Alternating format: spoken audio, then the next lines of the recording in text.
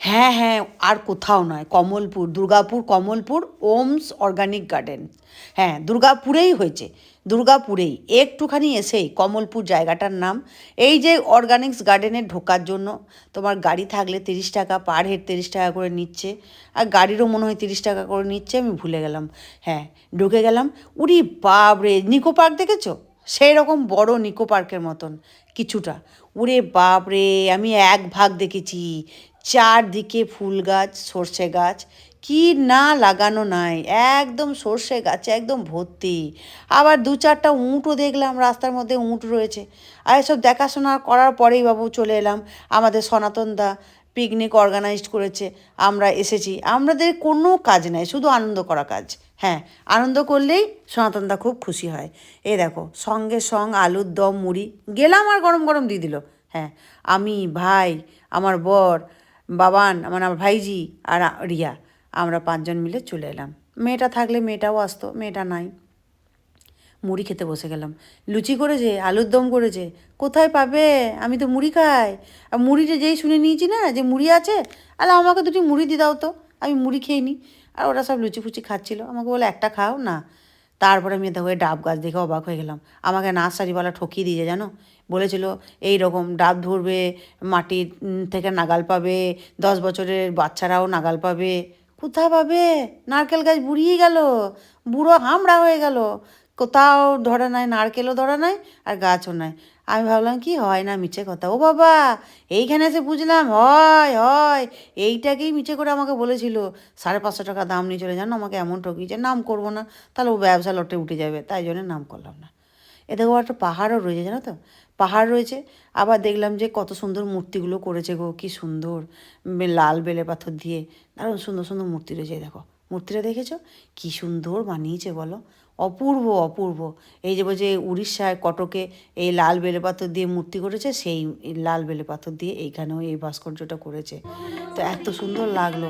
আমাদের সনাতনদার পিকনিকে কিন্তু গান হয়, তো সুন্দর সুন্দর গান হয় না। গান, যারা গান জানে তারা গান করে। যে গিটার, আজকে গিটার এবারে আমাদের দেবিকার ছেলে গিটার বাজালো। হ্যাঁ, মুড়ি টুড়ি খাওয়ার পরে আমরা একটু ঘুরে এলাম। ঘুরে এসেই পকোড়া দিয়ে দিল। এটা কিন্তু প্রত্যেকবার, এটা কিন্তু কোনো বার মিস হয় না। প্রত্যেকবার আমরা যাই, প্রত্যেকবার পিকনিকে যাই, প্রত্যেকবারই এরকম হয়। তো এইবারে বলেছিলাম যে অন্য জায়গা না হলে আমি কি তার যাবো না।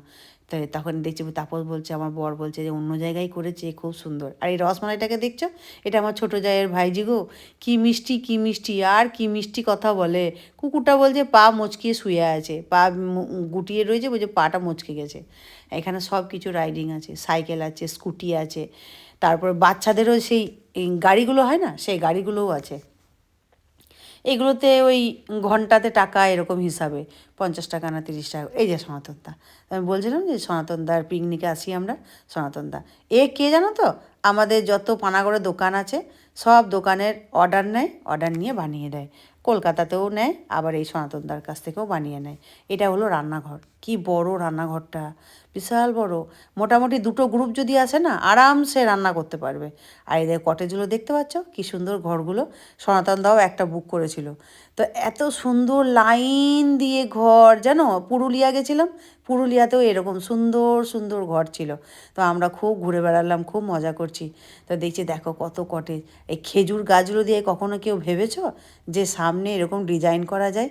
আমি এই প্রথমবার দেখলাম, হয়তো অনেকেই করেছে, কিন্তু আমার দেখা ছিল না। খুব ভালো লাগছে। আর এই তো কেরামতি শুরু হয়ে গেছে সাইকেল নিয়ে, যে যার মতন সাইকেল নিয়ে কেরামতি। এটা হলো দেবিকা, আর এটা হলো আমাদের শিখার ভাইয়ের বউ। আমিও কেরামতি মেনে নিলাম, ছোটো জায়গায় চাপিয়েছি। নিয়ে চাপানোর পরে মনে হচ্ছে পড়ে যাবো, ঢিপ করে এখন উল্টে যাবো। আমি বললাম না বাবা, তুমি নেমে যাও, এখনই হাত পা ভেঙে যাবে, তখন মুশকিলে পড়ে যাব। তারপরে ওই যে সাইকেল চাপতে চাপতেই না, আমার ওইখানে অনেক আমাকে আমার ভিডিও দেখে জানো। আমি নিজেই জানি না, আমি অবাক হয়ে যাচ্ছি যে আমারও ভিডিও দেখে কেউ। এ মা, আমি ভাবতেই পারি না জানো। যেখানেই যাই সেখানেই প্রচুর মানুষ আমাকে বলে দিদি তোমার ভিডিও দেখি, দিদি তোমার ভিডিও দেখি। আর এটা শুনতে না আমার অপূর্ব লাগে, খুব ভালো লাগে। তো এবার দেখো আবার চলে এসেছি।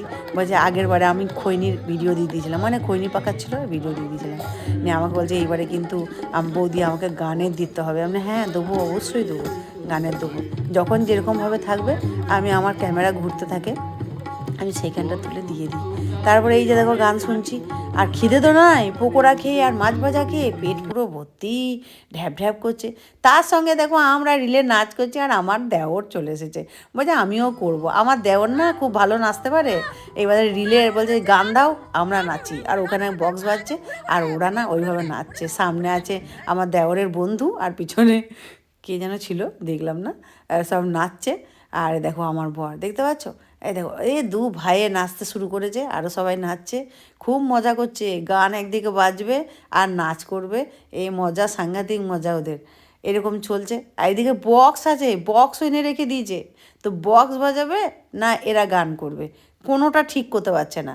এত বক্স বাজলে না হেভি ভালো লাগে, এই গানগুলো তখন মনে হচ্ছিলো শুনবো না, বক্সে নাচবো, আর নাচতে দেখো শুরু করে দিয়েছে। এই তোমরা বন্ধ করো তো, এই তোমাদের গান বন্ধ করো তো, বন্ধ করেই আমরা বক্সে নাচতে শুরু করে দিয়েছি। আমিও নাচছিলাম, তারপরেই নাচানাচি করতে করতেই বললো অনেক বেলা হয়েছে বাপু, এইবার তোমরা খাও।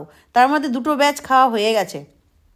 তারপরে আমরা বসেছি, এখন 3:30 4টা বাজে, খাবার নিয়ে বসেছি, কিছুতেই ইচ্ছে করছে না খেতে, ভালো লাগছে না। এই দেখো এটা দেবিকার ছেলে, ও বলছে আমি হাই করে দিই, আমি টাটা করে দিই, আমি ডাল আমি যে তুই ডাল খা, বলছে না শিখা, বলছে না ও ডাল খায় না, কিন্তু আমি যেই বললাম তুই ডাল খা, বলছে হ্যাঁ হ্যাঁ দাও দাও দাও ডাল খাবো, ও ডাল খাচ্ছে। এ দেখো আমার ডাল ভাত খেতে না খুব ভাল লাগে, আর এই চাটনি পাঁপড়ে লাগিয়ে খেতে ভালো লাগে, কিন্তু পেটটা এত ভরে ছিল ওই পকোড়া ফকোড়া খেয়ে।